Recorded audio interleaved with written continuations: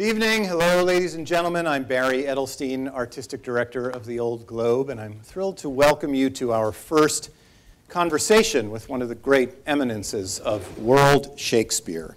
I want to thank the folks at the San Diego Museum of Art for arranging for us to use the Copley Auditorium this evening.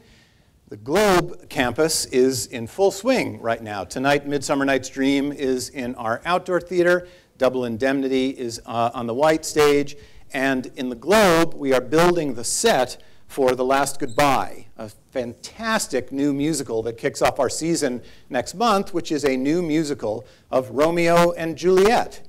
So it's a Shakespeare night, and as a result of the Globe being busy and the White being busy and the festival stage being busy, we're here in this wonderful auditorium at this great cultural institution. We're doing this program because the Globe is one of the great public institutions in San Diego. We stand on public land, we receive public funds, and in our work in Shakespeare, at least, we're engaged in a playwright who is part of a public trust. It's therefore our obligation to share ourselves with the broadest public of San Diego in as many different ways as we can.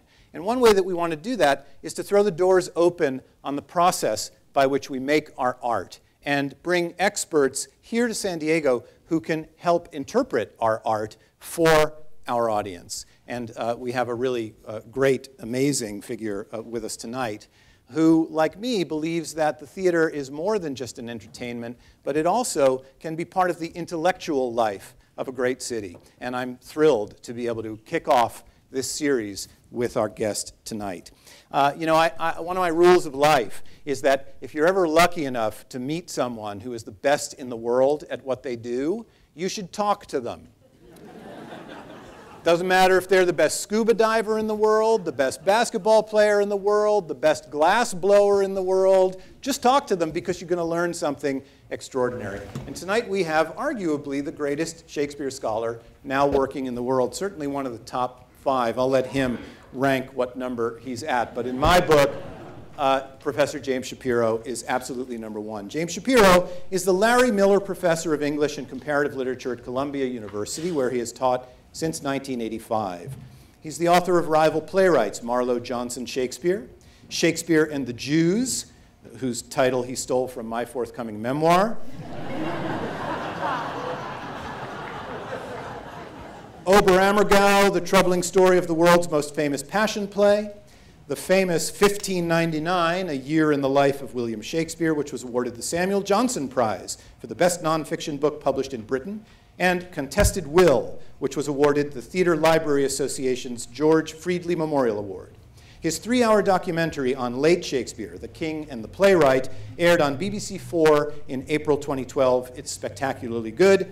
His Library of America volume on Shakespeare in America will be published in 2014. And the Year of Lear, Shakespeare in 1606, is forthcoming from Simon & Schuster and Faber & Faber in 2016, the 400th anniversary of Shakespeare's death. James Shapiro serves on the Board of Governors of the Folger Shakespeare Library, as well as the Board of Governors of the Royal Shakespeare Company. He is currently the Shakespeare Scholar in Residence at the Public Theater in New York City, my old stomping grounds, and he is also a Vice President of the Authors Guild. In 2011, he was inducted into the American Academy of Arts and Sciences. Ladies and gentlemen, Professor James Shapiro.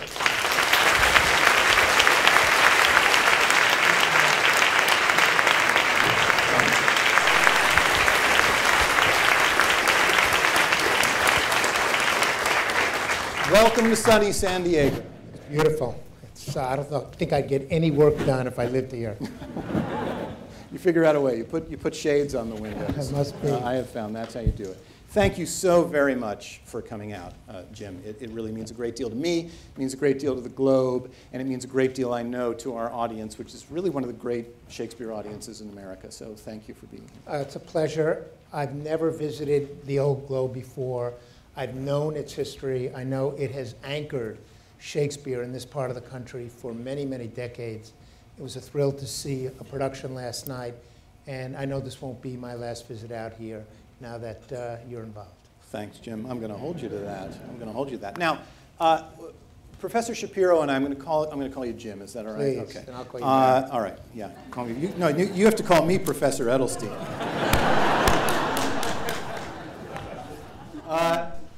Jim and I met in 1995. I was knee-high to a grasshopper, and I was preparing to direct The Merchant of Venice at the Public Theater. And with sort of an astonishing sense of hubris that I can't even believe now, this many years later, I called him and I said, Professor Shapiro, you've written a book called Shakespeare and the Jews. I'm about to direct The Merchant of Venice at the Public Theater. Can I take you to lunch? And we had a lunch that kicked off a relationship that's now in its 20-something year. And I've directed maybe a dozen Shakespeare plays since that first lunch, and not a single one have I dared gone into the rehearsal room without first having a conversation with Jim Shapiro. And I've benefited enormously from your wisdom and your insights and your wit. But one of the things I want to know, Jim, which I'm not sure I really do understand, among major Shakespeare scholars, even among minor Shakespeare scholars, you're unusual in your commitment to the theater. You work at the Public, you work at the Royal Shakespeare Company. I'm not the only director who gets to enjoy your largesse over lunch and coffee. Why is it that you, apparently alone among your peers, have made the kind of commitment to the theater that you have? Well, when you asked me to talk about The Merchant of Venice, I think you were about 9 or 12 at the time. And it was a brilliant, brilliant, brilliant and memorable production. No one had told you that directors do not speak with academics and that there was a wall between the two. And I asked Stanley Wells, one of the real eminent figures in Shakespeare studies, who's lived and worked in Stratford-upon-Avon since the 40s, why haven't you been brought in to talk about productions? And he said, it's just not done. So it took me really the better part of 15 or 20 years to develop the kind of relationship that we had right off the bat with Cheek by Jowl, the Royal Shakespeare Company, Theatre for an Audience. And Darko Treznik, who's familiar to our audience, is also another of the ones who've benefited from you. Yeah. And the truth is, I'm a Shakespeare scholar. I've been doing this all of my adult life. I'm somebody who hated Shakespeare in high school. We'll get back to that. I really did. But loved seeing Shakespeare in production, and that's how I became a Shakespearean. And really learned as much as I could learn from fellow academics, from reading their work and going to their talks at conferences. I went to school in Brooklyn, and I was first exposed to Shakespeare at the age of 13 or 14 in Midwood High School, Woody Allen's old high school in Brooklyn. And I didn't get it. I didn't even get the dirty bits that my friends in class were laughing at. And I thought, overrated, not for me. When I went to college, I never took a Shakespeare course. I was just alienated from this. But Freddie Laker was flying people over from New York to London for $100. And you could sleep in a youth hostel for 50 pence in London or church basement and see plays for about $1 a play. And I started doing that in the late 70s, and I got hooked, I got addicted. And I went back every year, year after year, and my relationship to Shakespeare, my understanding of Shakespeare that appears in these books is really based on the visceral pleasures of sitting in a theater with hundreds or sometimes thousands of other people watching good and sometimes great productions. So for me, it's really a little different than most academics who at 13 were, call on me in ninth grade, and who starred in their Shakespeare classes in university and who had a more academic relationship to it. So when I write these books, or I'm meeting with you or Darko or anyone else to talk about these works, I'm coming from the position of somebody who knows what it's like to stand outside of the charmed circle of scholarship, who knows the confusion that so many people feel when they come to Shakespeare for the first or even the 15th time. And my career has been committed to figuring out how to turn these conversations to my benefit and to your benefit. And they're really great conversations. Working with you on The Merchant changed my way of thinking of the casket scenes, which were brilliantly done. So much of that production. Working with Darko on his production of The Merchant that had F. Murray Abraham in the leading role was a life-changing experience for me. So I feel like a kid in a candy store. I get to speak with actors in the Royal Shakespeare Company or now the Public Theater, and work with directors and contribute what I know, which happily is a value to working artists. Absolutely a value. But for me, it makes me smarter. But your mentor, I guess he's your mentor, David Castan, right, who's at Yale, a major Shakespeare scholar. Harold Bloom, the famous Harold Bloom. Many people, Charles and Mary Lamb in the 19th century, said, I don't want to see the plays in the theater. Yeah, they don't like Shakespeare. Yeah, it's weird, right? They like the plays, they like editing the works, they like the poetry, but they're not drawn to theater. They're not drawn to that collective experience. And they don't get the rush, they don't get the buzz, they don't get the high. And they're really not interested in watching what happens when a line is spoken one way or another, because they have their own soundtracks of the play. Right. And it's just kind of noisy for them. And I love David, and I respect Bloom and Greenblatt and Garber, but Shakespeare was a playwright. He wrote plays from the experience of an actor for paying customers and in collaboration with other playwrighs. It's theater. And for better or worse, academics want to pull it out of the theater into the study. And there's a lot that's gained from working on Shakespeare in the study, in the library, in the archive, and I've spent many, many years of my life doing that.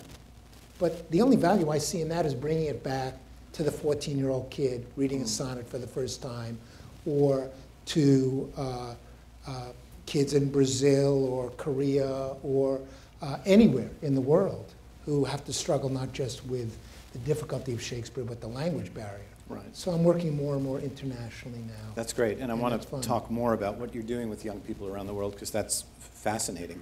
You're now working directly with actors, in addition to working with directors. Now, I know that when we've spoken about things, I mean, a couple of years ago I directed Timon of Athens, and we sat down, and you told me about productions of it, not only that you had seen, but that existed in history, that I could have gone to a library and dug through and found out, but I had the benefit of your filter to say, no, here's an interesting thing that happened given what you're talking about. So I completely understand the value that you can bring to a director in terms of placing the play in an historical context, in a production context. But give us an example of what you actually would do with a director. Tell us the story of the Much Ado that you're working on, Sure. and Antony and Cleopatra. Sure. I'll give you a better example. I shouldn't really say this, but I don't really edit myself very well. All's Well is a play that's almost never done. And every Shakespearean, if you're honest or get them drunk enough to be honest, will tell you they have an A list, a B list, and a C list. The 5 or 7 plays that they know inside out. And I'm sure directors feel the same way, but I teach, and I'm going to start another semester of teaching Shakespeare next week, and I know the plays that I really know well. And then there's a B list, plays that I can teach well, so that the students don't know that I don't know those plays as well. And then there are plays that I don't know well, that I just bounce off of. And I've seen them time and again in production. I just don't get them at all. Sadly, Twelfth Night, which is a favorite of almost every scholar, and maybe of many of you, is a play I don't get. And if I'm taking friends or my wife and son, I'll say, oh, it was a great production, but I had no idea what was going on. I don't feel the play. Love's Labor's Lost, it's just not a play. King John, I don't get. There's certain plays that I just, Antony and Cleopatra, Merchant of Venice, that I just feel like I've lived in that house for a very long time in a previous lifetime. So I was asked to speak to the Royal Shakespeare Company about All's Well That Ends Well. Not a play that I have ever taught. And when the RSC brings me over, I can't say, I don't know that play very well, because I'm being flown in the front of a plane to London to work with brilliant actors and directors. So I asked the brilliant director, what kind, I didn't actually say, what's your take, because you can't really do that before you meet and work with a company. I just said, is your Bertram a real bastard? assuming, because 99% of directors think he is. I mean, he's a guy who is given a girl in marriage and like runs away as fast as he can and does everything he can not to be with her. And she's kind of longing for him. It's just not a play that works for me. Sleeps with someone else, and when she says so, calls her a prostitute. It's bad guy, yeah. Not a good guy. You don't want him marrying your sister kind of guy. And Nancy Meckler, this brilliant director, said to me, "Oh no, he's not. He's not a bad guy. He's just coming around to the position of falling for Helena." I said, "Okay," and I went back to my hotel room, tore up the 5 pages of notes that I had directing the company that way, and then brought in some really interesting work by a man named Henry Swinburne, who wrote a treatise on spousals in Shakespeare's day, the rule book of marriage in the 16th and 17th century. In other words, you take somebody's hand, as they do in As You Like It, and there's a hand fast. That's a binding legal marriage in Shakespeare's day. You didn't need the church. You didn't need a church wedding to sanctify marriage. And you either said, "I will marry you," or "I do marry you." "I do marry you" means now. "I will marry you" means maybe 30 years from now. Shakespeare loved exploring the tension in that. And I told them that in the back pages of Swinburne, there's a little bit about a kiss, that if the young woman can extract a kiss from the man, that has financial implications about if it's called off, who gets the gifts. I mean, it's very complicated and technical because it's a lawyer writing it. She took that remark about the kiss and sprung the production out of a kiss between Bertram and the girl he's spurning at that moment. All the London, I didn't see this production, it's still on, I'm going to try to get over. But that kiss transformed the production. And I wouldn't have done it that way. I think he's a shit, I really do. But it's her production, and she was able to see something in it. So it's a combination of somebody who knows Henry Swinburne's work that can bring that to the table. And yeah. I guess another academic might have said, "He's a bad guy, I'm not giving you any other information." Right. You have to meet directors halfway. Great, that's a superb example of what you do. And what's interesting about you, Jim, and I think, ladies and gentlemen, you can see, is you're just a tremendous explainer of this material. It's a gift that you have. I'm trying to watch my language, too, at the same time. No, you're not in Brooklyn anymore, which I've learned the hard way in the last few months. You really are a tremendous explainer, and I hope you won't object even if I characterize you as a popularizer. I mean, that book, 1599, this book, Contested Will, these were bestsellers not in an academic book by a university press that sells 20 copies, but these are big sellers. And in the UK in particular, that book's gigantic. As big as it is in the US, it's even bigger over there. Yeah. And your TV series, which I was lucky enough to see, you're on camera explaining to people the places of Shakespeare's life and what happened in these rooms. And it's almost a kind of miracle in the way you're able to demystify it. To what do you attribute that ability? Well, first of all, to be a kid from Brooklyn who's allowed to play with, crown jewels and whole paintings and stuff like that, I feel so blessed and so lucky to meet and drink, because directors in England drink heavily. There's no Diet Coke, latte, American-style culture. I was working on a production of Julius Caesar, and we met in a bar for dinner. And I kept waiting for the dinner part to come. And it was 8 pints of Guinness, and I forgot the entire conversation the next day. It's not for Jewish boys like you. It's not. No. It's not.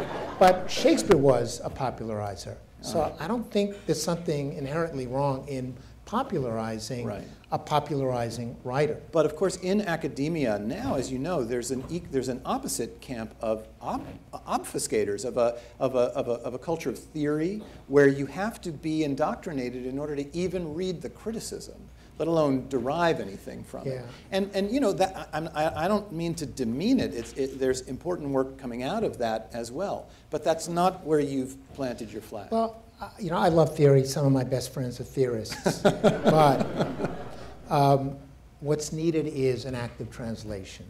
That is to say, there's a kernel of truth in theory, and there's a shell of ideology, and you got to crack that ideological shell, put it on the side, and try to get at the wisdom of the theoretical insight, and then make it make sense for understanding Shakespeare's plays. Because Shakespeare's plays don't live in the studies of 2,000 Shakespeare professors around the world. They live in the theater that is right next to us here. They live in the other globe in London. They live in 400 or so Shakespeare festivals across the United States. Rio is about to build a globe. Wow. Japan, Tokyo has its own. So there's a deep hunger for Shakespeare. And these words and plays and poems were written 400 years ago. That's a long time ago. The language has changed, the conventions have changed. One of the first things I always do when I walk into a high school class, and I try to do as much one-on-one outreach, is I ask them how old people were in Shakespeare's day when they got married. And in fact, I did that with Barry's colleagues yesterday. Everybody always says the same thing. Oh, they were 12 or 13. Some people say 6 or 7, and I get kind of nervous.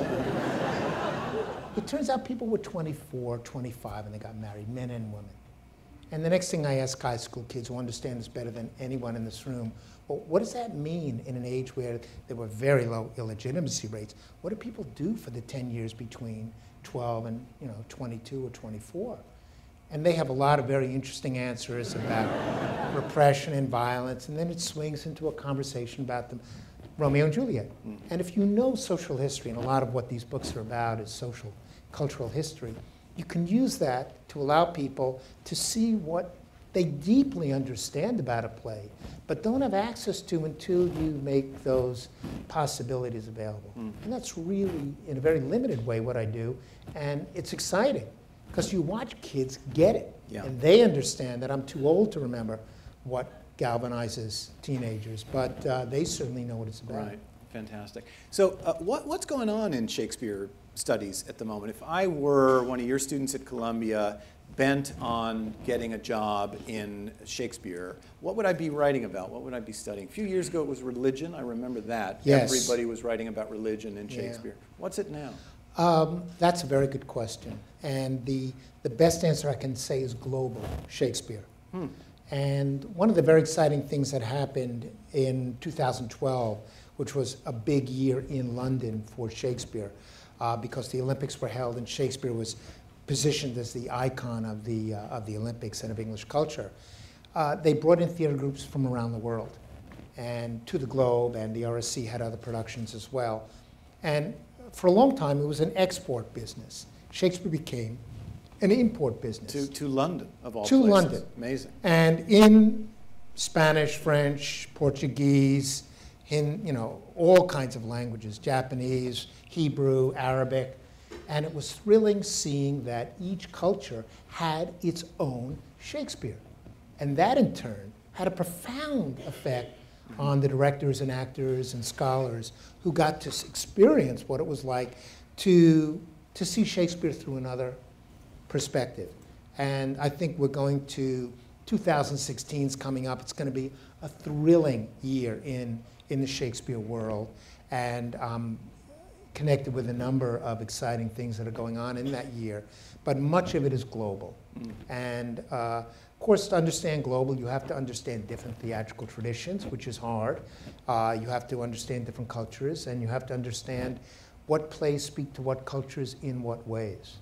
And I often have imaginary, where would I like to do a particular play in a particular time and place? And the global Shakespeare allows that to happen in reality. We've been talking, the Globe has been talking to the London Globe about those 37 companies that came there and seeing if we can get a couple of them to parachute in here for a short period of time, which I'd really love to do. That'd be thrilling. Especially Shakespeare in Spanish because of our enormous Latino population, Shakespeare from various Asian cultures because those cultures are so present here in San Diego. And they were some of the most successful productions in London. The Asian ones were? Yeah, Why is that? I think there's a long tradition in India especially of studying Shakespeare. And one of the things the English brought their volumes with them. They did, and when they were chased out, they didn't left pack them behind. So that is exciting, and African Shakespeare as well is quite thrilling. So it's, I'm hoping to perhaps do a documentary at a certain point where I go around the world, and there's an Inuit Macbeth, believe it or not. Wow. It won't be as warm as it is in San Diego. No, but, certainly not. Is this a snowflake I see before me?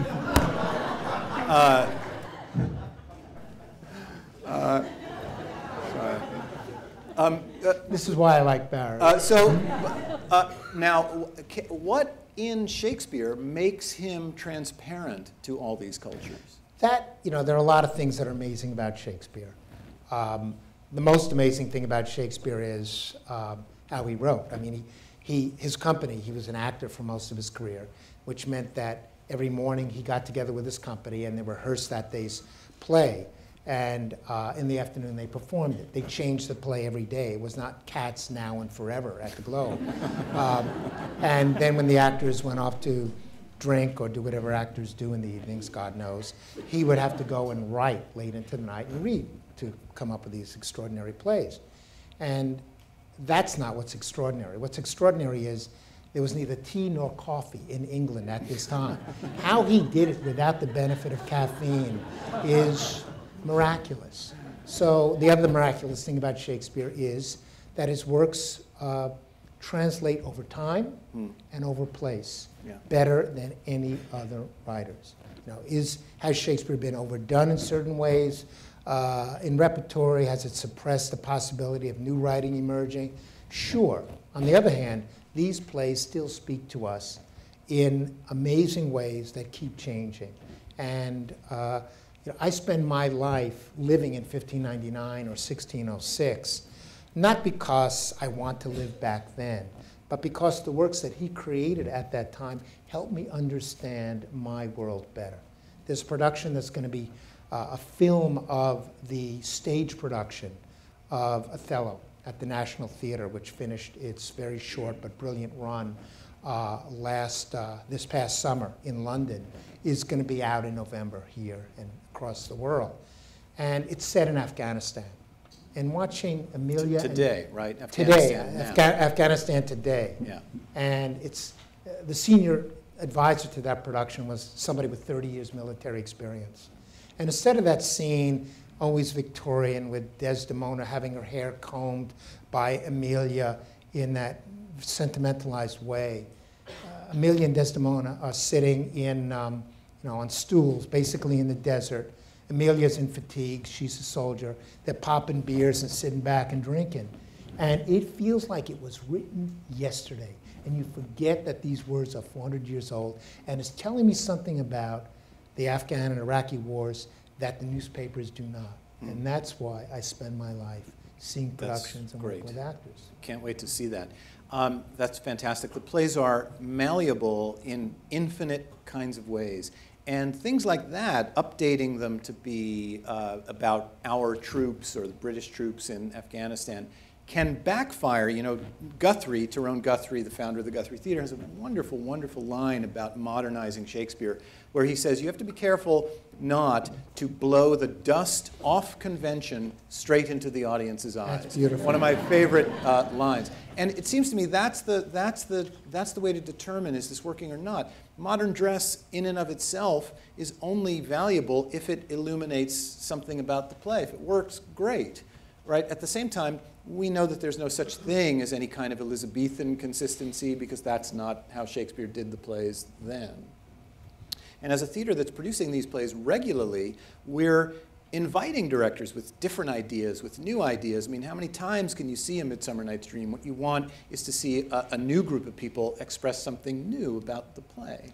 And like baseball, one of my other great public experiences, even the best batters only bat 350, 347 in a good year.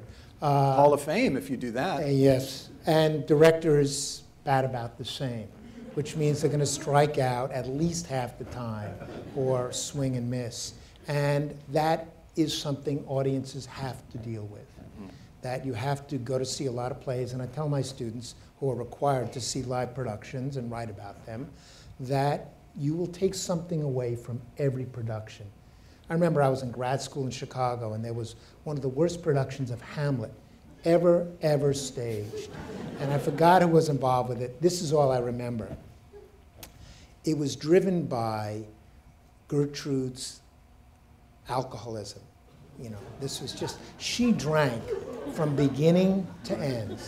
And that's, you know, she must have been drinking, the actor playing Gertrude in this production. It wasn't water or colored water.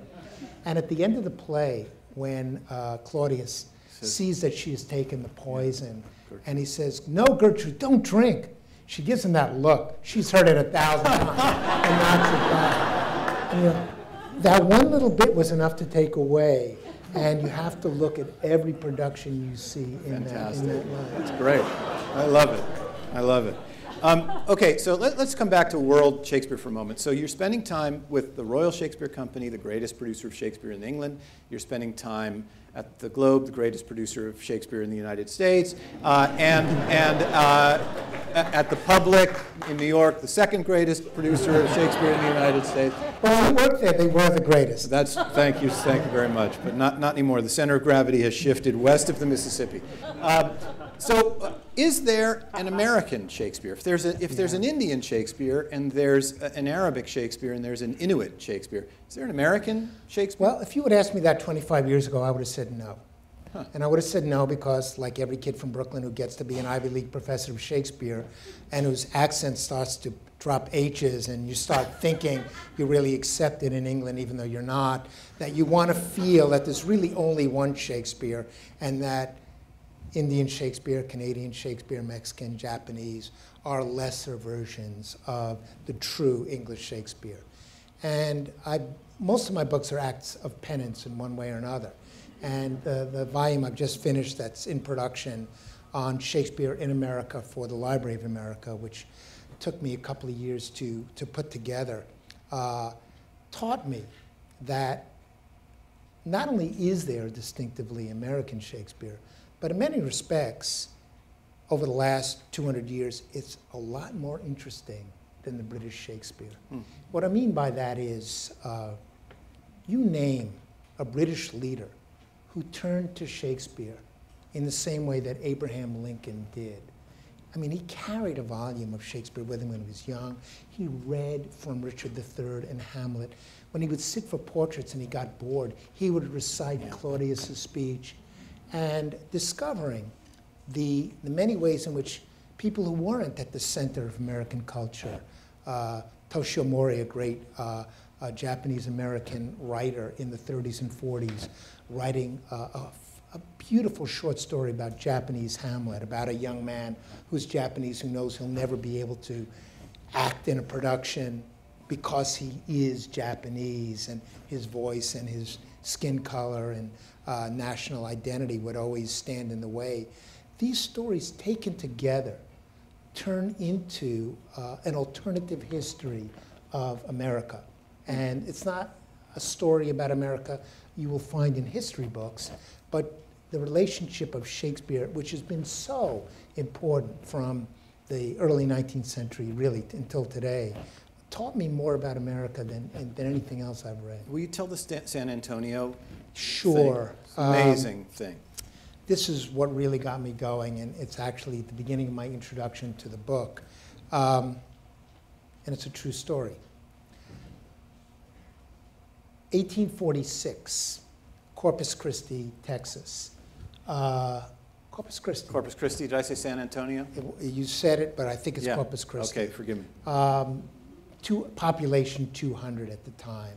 And the American Army sent 4,000 soldiers there to wait until they were given orders to essentially provoke a war with Mexico. At stake, for those of you who remember your American history of this time, was whether there would be more slave states. Mexico didn't believe in slavery, we did, and we were going to increase the number of slave states. And everybody understood, it was the soldier there, what was at stake. The soldiers were waiting.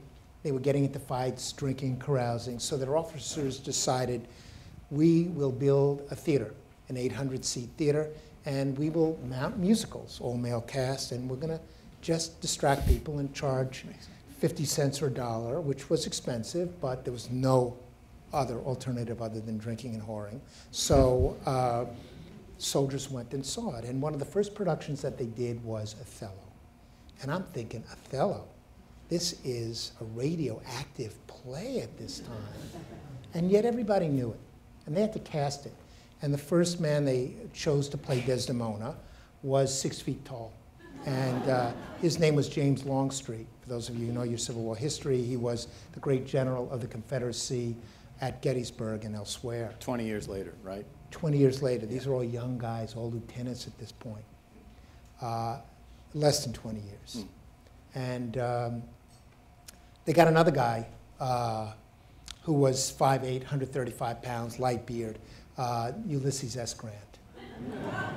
And Grant, Longstreet recalled after the war, looked great in a dress and really rehearsed the part of Desdemona beautifully.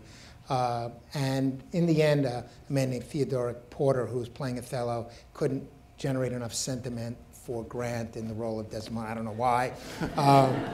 And Grant didn't get to play the role in the production that was staged there that January 1846. But I often think about what it means for Grant to have seen the world through a woman in love with a black man as he's fighting in the Civil War. Or for that matter, after seeing The Merchant of Venice last night. And I always get that question, you know, why do we do this play? It's anti-Semitic. Well, one of the things that I learned in the course of this volume, Shakespeare in America, was Eisenhower and Truman studied Shakespeare, and Eisenhower acted in a version of The Merchant of Venice as a schoolboy. Truman wrote essays upon it. Well, I would certainly want somebody understanding. Truman wrote sympathetically about Shylock. And I want American presidents to know what these plays are about and to know what it means for somebody to say, I am a Jew, when they're making decisions that affect the state of Israel. I'm saying that not as a Shakespearean, but as an American Jew. Right. So there is an American Shakespeare. He's mattered to American writers, to American leaders. He matters in times of war. He matters in times of crisis. And the foreword to the volume is by? Bill Clinton very generously agreed to write a foreword to it. He's one of those presidents for whom Shakespeare has mattered. And if you read the preface, you'll see he too hated Shakespeare as a schoolboy, but came to learn its lessons as we So have. let me go back to the Texas thing just for a second, because the idea, I listened to that story and a lot of complicated things go through my mind. Not least is a certain kind of nostalgia that I'm not so sure is helpful, where I think, God, soldiers today, bored, what would they do? Would they build a Shakespeare theater and put on Shakespeare? You know, and of course I have this instinct to say, what a shame that they wouldn't. You know, de Tocqueville tells us that every little American shack that he went into had a Bible and a complete works of Shakespeare, right. And I mourn the loss of that in our culture. On the other hand, you know, you get on YouTube and you see that what soldiers are doing is they're remaking music videos. You know, they're doing Gangnam Style because they're bored and they're filming them and they're putting up on YouTube. And so it's an act of art making and an act of creativity. So what that it's not Shakespeare? I still appreciate it on that level. But the question really is, what they're responding to by doing Gangnam Style is a mass entertainment, just as Grant was responding to something that at that time was a mass entertainment. Yeah. Every town had Shakespeare. You know, you read in Huck Finn, there's a traveling Shakespeare company that they run into. When did Shakespeare go from being a mass popular entertainment to the exclusive province of guys like us who spent years studying? You know, the golden age, Lawrence Levine writes, is the 19th century, where, and de Tocqueville is traveling through America, and everybody owns Shakespeare, one kind of Shakespeare or another. And I think not until the early 20th century did that fall apart. One of the things that I learned in the course of writing this book is that there were Shakespeare clubs run by groups of women in every town in America, hundreds of these, where women would get together, the kind of predecessors of the modern day reading group, but they were Shakespeare groups. And it was a center of literacy and a center of community.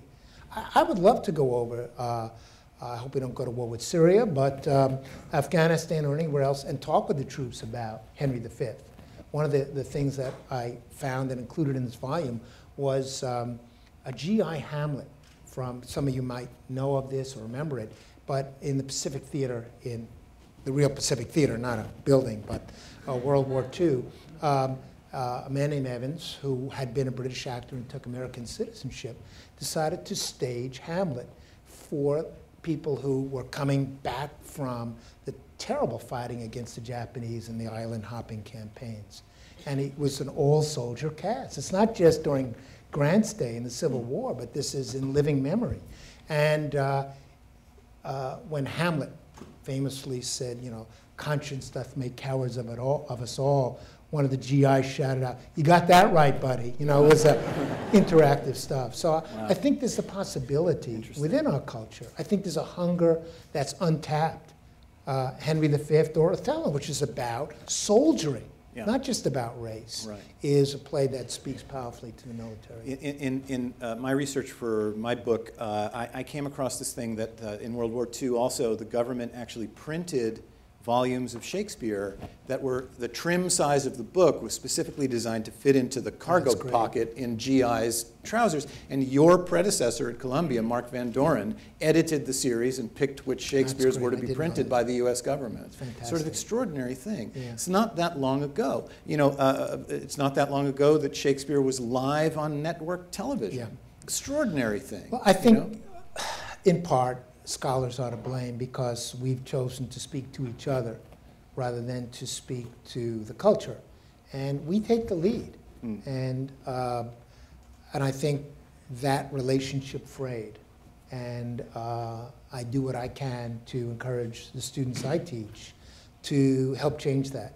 But it's a slow process. Yeah, and the theater companies have a responsibility to do what we can. You know, we're working on what you're working on now is the mobile unit at the Public, and we're hoping to launch a mobile tour of Shakespeare here that will take Shakespeare to homeless shelters and military bases and centers for the elderly and prisons and rehab centers and to audiences around our community who, for whatever reason, don't or can't or don't feel welcome here in vaunted Balboa Park. But it's our responsibility to take our work and send it out into the community. And as you know, that's thrilling work in part because you know, I teach 18 to 21-year-olds, and I always ask when we do Julius Caesar, has anybody in here killed somebody? And I don't mean vehicular, you know, manslaughter. I mean willingly. And the answer is always no, and it always changes the class. When I teach older folks, it's a different story. When you teach in a prison, it's a very different story. Yeah. Last year, I had a kid who was in the 10th Mountain Division, and he explained things about the plays that the other kids could not get because he brought that experience. He's an unusual kid. He came back and he's in an Ivy League school and all. But there are a lot of people who have experiences that are very close to the very raw, real experiences that Shakespeare's characters go through that have much to teach us. Absolutely. Let's talk a little bit about The Merchant. Can we do that? Sure. Let me ask you for your response to this, something that I was involved with. He shifted his posture. So, yeah. Sorry. I'll shift mine as well. All right, do that. About 3 months ago, while we were in rehearsal for our production of The Merchant of Venice, the Chicago Tribune published a crossword puzzle. And the clue was Shylock, E.G. And the answer was the three-letter word, Jew. The clue is Shylock, E.G., and the answer is Jew. The instant that crossword puzzle was published, Abraham Foxman of the Anti-Defamation League editorialized about it and said, demanded a retraction and an apology from the Tribune Media Company because Shylock was a figure that has done enormous damage to the Jews over time, and using him in a crossword puzzle in this way trivialized him. So a publication called Tablet Magazine, which is a web magazine about contemporary Jewish life, fantastic site, Tablet, called me up and said, "You're a Shakespeare guy. You've done the Jew play several times. Done the Jew play several times. I directed the one where you and I met. I produced. You was helped one of the Al producing Pacino team. do a brilliant job. And then this one here. So and I said, well, look, I'm aware that Shylock has at different times and in different places around the world done damage to the Jewish people, but in the United States of America right now, we're in a very different kind of place, and I think that what Foxman is doing is defining anti-Semitism down, and I wish that he would keep his powder dry for those people in these places around the world where real anti-Semites are doing real damage to real Jews in a way that a crossword puzzle clue in Chicago, where the public schools are closed on Rosh Hashanah, just isn't going to do. And where the mayor is Jewish. I mean, you know, come on.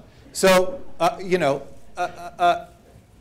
and the second Tablet posted this piece, Abraham Foxman had a reply in their comment section saying Edelstein doesn't get it, Shylock isn't right.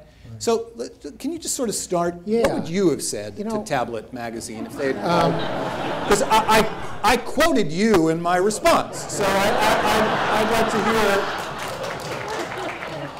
So that explains the death threats. I was wondering. Oh my! I'm so sorry.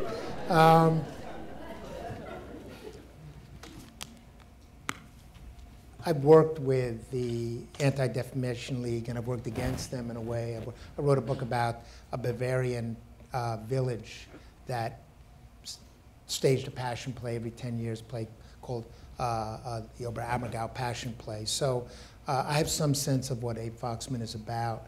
And of course, his organization tried to shut down that play. And this is a play that Hitler thought showed the muck and mire of Jewry in an earlier incarnation in the 30s and 40s.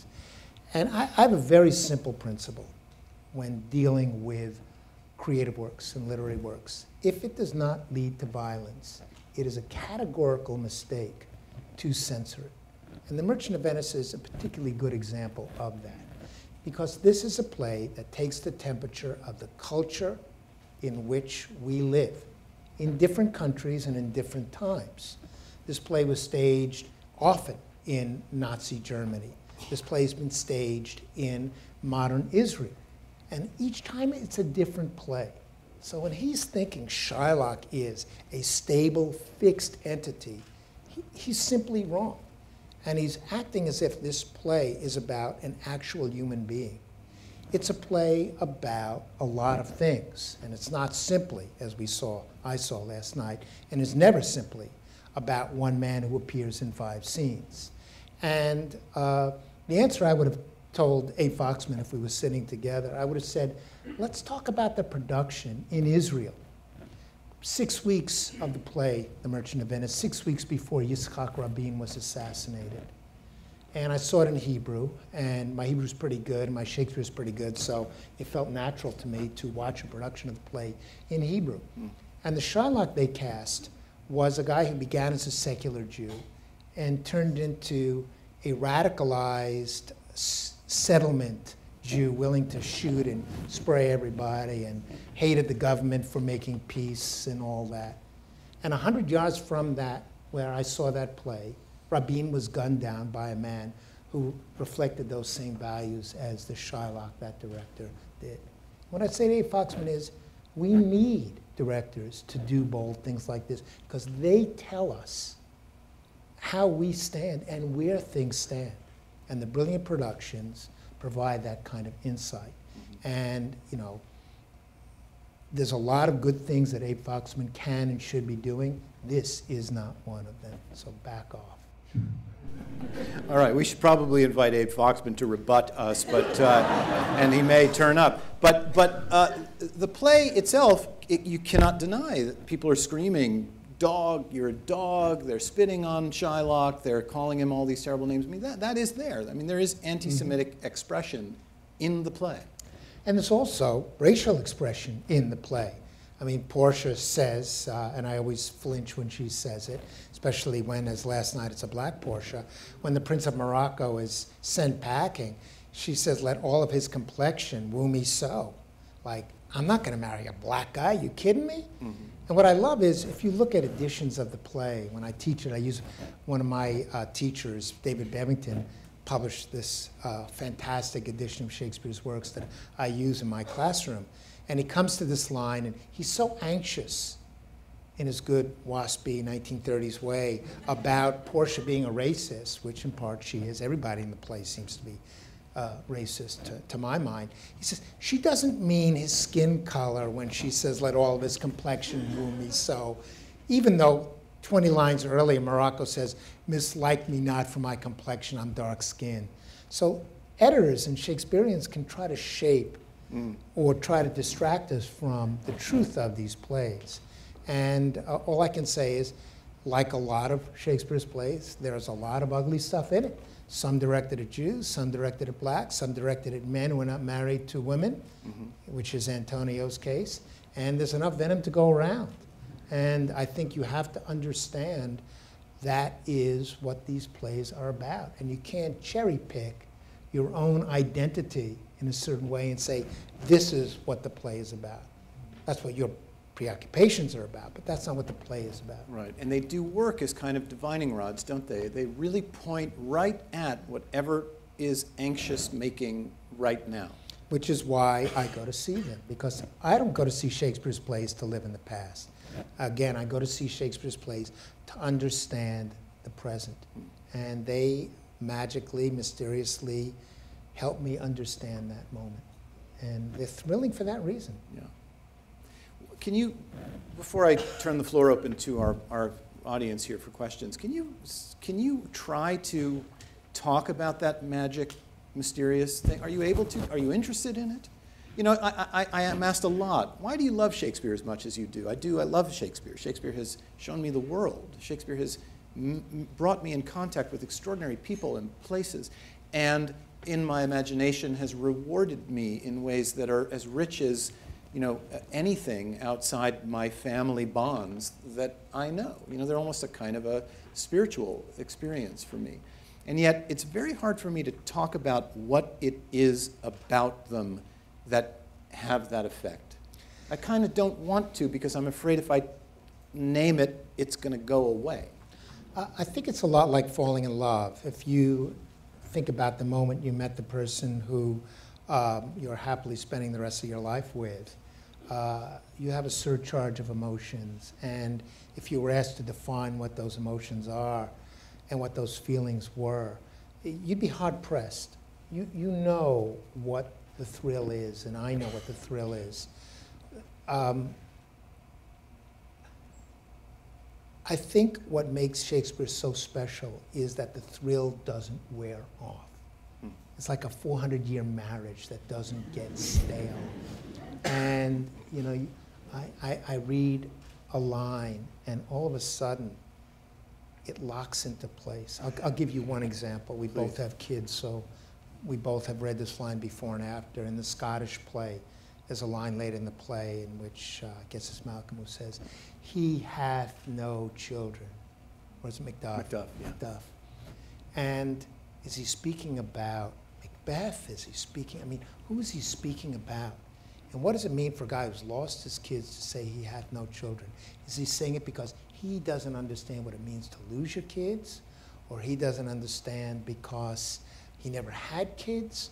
And before I was married and after I was married, that line, or I had kid, that line worked in different ways. And multiply that over thousands of lines and words which emerge like diamonds you pick up somehow on the beach walking along, or a flower you've never seen before.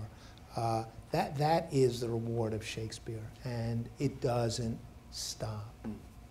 It's beautiful. Great. Thanks, Jim.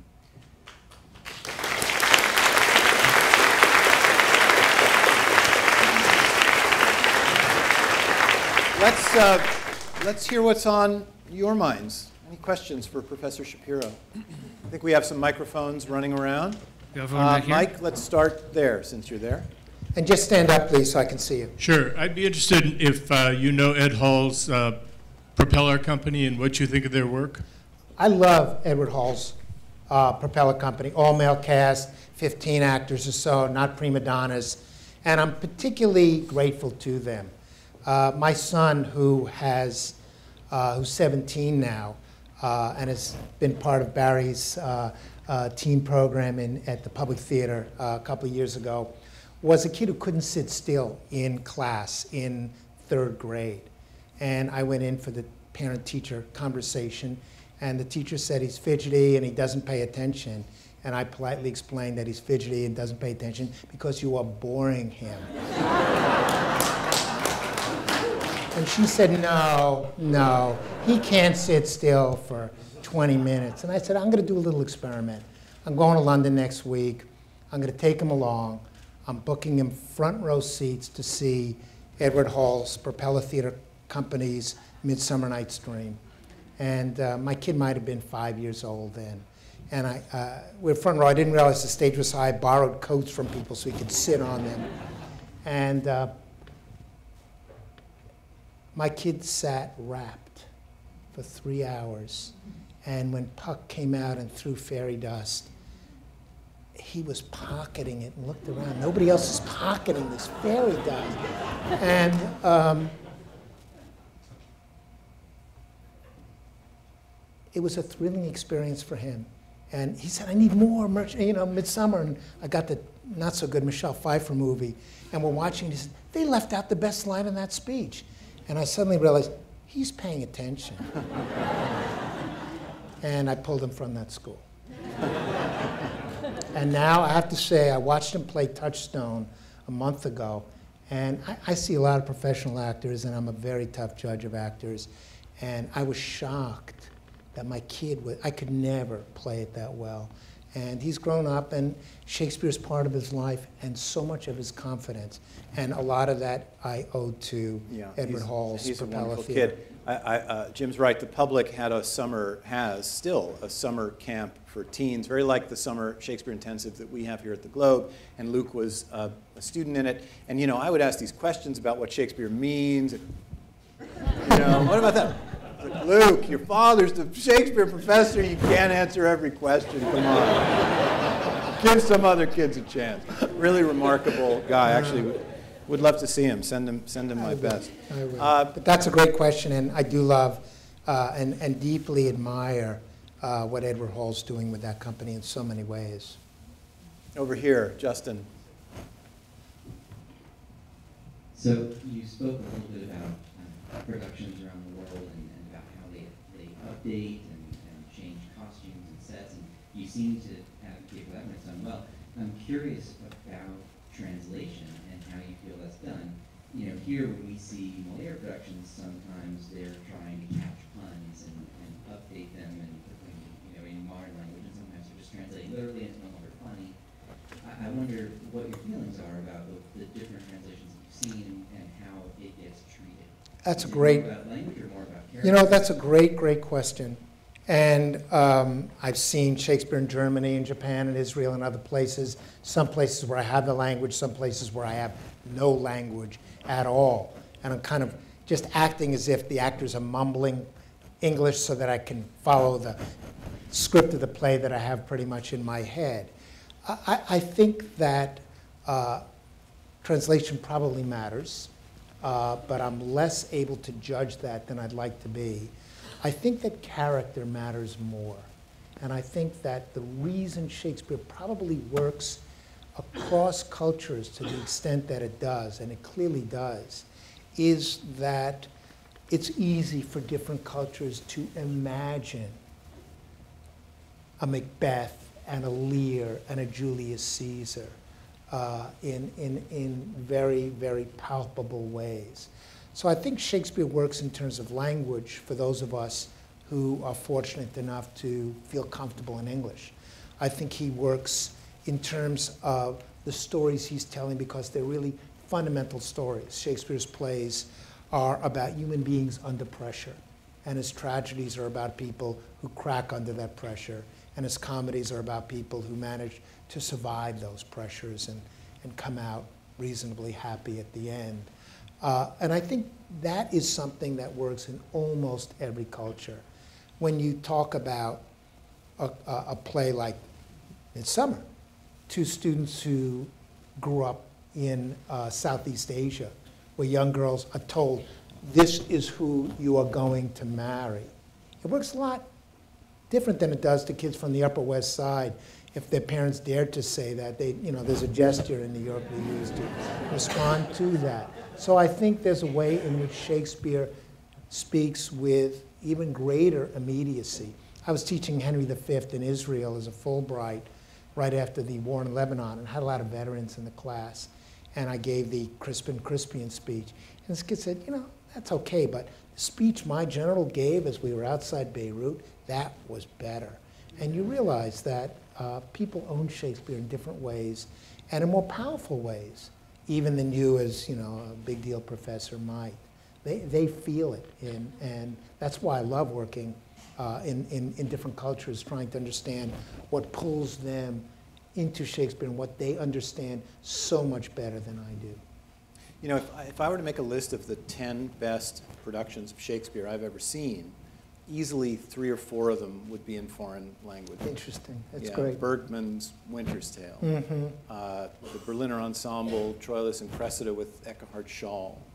I mean, you know, the Brustavelli Company's Richard III in Georgian, right? I don't understand a word of any of those languages, but there's something that gets liberated in a way by the surprise sparks that fly from the cultural meeting. And who knows whether I don't know whether the translations were into modern German or ancient German. I would also say that in all those examples, you're dealing with cultures where there's serious state support for the arts that allows that kind of patient exploration of these classics, and that is evaporating in this country. And we're depending upon the largesse of people like you to pick up where the government leaves off. Everyone here? Mike? Bless you. Thank you for being here. I wanted to turn our attention back to The Merchant of Venice for just a second, because one of the things that I noticed about this production, the Old Globe's production this year, was it was the first time that I had ever laughed. And you know, it's judged as a comedy, but when I teach it, I think, how is this a comedy? You know, and how can we see it in 21st century America as a comedy? You mentioned that there was no caffeine in Elizabethan England, which I think is a fabulous fact. Another thing there was nothing of were Jews. There were like 3 Jews in the country, as far as I understand, so Shakespeare certainly couldn't know much, if anything, about Jews. So it seems to me like he must have been working completely from stereotype and not from experience, right? So one interpretation that I'm fond of is that it's not about anti-Semitism. It's about usury. It's about capitalism. It's about this kind of economic conflict that's coming on. And I just wanted you to see what you talked about that. I have a short and a long answer to that. The long answer is 400 pages, and it's called Shakespeare and the Jews. And it patiently explains that there were a couple of hundred Jews in Elizabethan England, that if Shakespeare wanted to speak to actual Jews living in London, a man named Yehuda Menda, who converted to Nathaniel Menda, was living That's far less Jewish. He went from Yehuda to Nathaniel. Yeah. You think that was fooling anybody?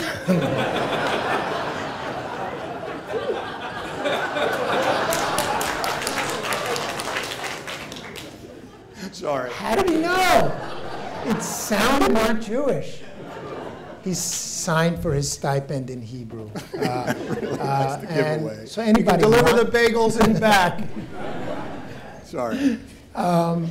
So a very nuanced answer to the question of what Shakespeare knew about Jews took me 7 years, and that's the long answer, because that was 7 years labor, almost biblical, to answer that question. Let me answer the more interesting question to me now about comedy, tragedy that you began with, and how we find ourselves laughing at certain moments. There's not a play of Shakespeare, if done well, including the comedies, where you don't laugh at some point. And that includes Lear and Hamlet. I mean, Shakespeare was very careful to understand that comedy and tragedy are part of a larger circle of experience. And I'll tell you, the most powerful moment I ever had in a theater, bar none, was sitting in a production, a brilliant production of Titus Andronicus in the early 1980s at the Swan Theater. And it was directed by Deborah Warner. And it was shattering. And there's a moment when Lavinia comes out with her hands lopped off, clearly savagely raped and her tongue cut out. And she staggers on stage. And there was a woman sitting about 5 seats from my sister and I was taking this production in, who started laughing uncontrollably and would not stop. There's a lot of different laughter that Shakespeare produces. And one of the things that I ask my students to be aware of, and I try to provoke them into laughing in class, hysterical laughter, nervous laughter, defensive laughter, belly laughter. I think those are all part of both tragedy and comedy in life. And Shakespeare's Merchant of Venice is a play that at many points provokes laughter. The challenge for us is to understand why Shakespeare is provoking that laughter and what our laughter says about us at any particular moment. Right. Great answer. Thanks. Take a couple of more. Justin. I'll try on this. Shakespeare, Shylock's venom, his hatreds, his hypocrisy, everything that is wrong about him and bad about him, it seems to me Shakespeare takes over the top and creates a character that is totally outside the bounds of the society in which he lives. In seeing your production, I thought he already knows the answer to "If you trick me, do I not believe?" He already knows these answers. Why is he asking? What I'm asking you is, what do you think Shakespeare intended? Whether he knew 2 Jews, no Jews, any Jews at all. What was he intending by stripping him of his humanity, his daughter, of his religion? Am I correct that He's forced to convert. he is forced to convert? What was Shakespeare expressing? I left not knowing this. I'm happy to try to answer that question. One of the things that I believe is that if Shakespeare wanted to articulate a set of points of views or an ideology, political, social, religious, cultural, he would have been a preacher rather than a playwright. One of the things that playwrights do is that they try to understand what is contested, what is divisive, what is unresolved within their culture. When Shakespeare was writing, everybody's grandparents in England had been Catholics, and then Protestants, and then under Mary, Catholics, and then under Elizabeth, Protestants again, except for those who held on to the old faith. The Merchant of Venice, even though I as a Jew read it as a Jew, and perhaps you do as well, is not about the Jews. The Merchant of Venice is about English culture in the late 1590s that's struggling to define what it is to be white, to be Christian, to be in relationship to these outliers who are blacks and Jews and Moroccans and Spaniards, what it means to deal with people who are not heterosexual in orientation, what it means for men to deal with women, and what it means to deal with different sexualities and sets of beliefs. In a post-Holocaust world, we cannot help but read this play through a particular lens. We don't know what Shakespeare's intentions are about anything. Not about his politics, not about his marriage or family, not about his views of anything. And anybody who tells you otherwise is lying. All we can do is try to understand what issues he's exploring and what nerves he is hitting. He hits nerves. This play clearly hits your nerves in a very particular way. If I were Moroccan and Islamic, I would feel outraged at the portrayal of the Prince of Morocco. If I were a woman, I would feel outraged at many points in Shakespeare's plays. The Taming of the Shrew, a play I can't teach, at his handling of women. Shakespeare goes to some dark places because the truth is we live in a dark world. We live in a world that has inherited the social and political and religious divisions that his plays explore. The wonder is they're the one place we can meet and talk about this face to face rather than behind each other's backs.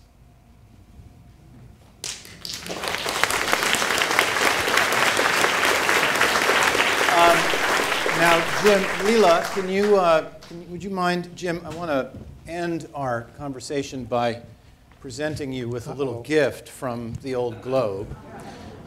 Here's some gear to wear when you next report to work at the public. Thank you. My son... Thank you, Barry. Thank you.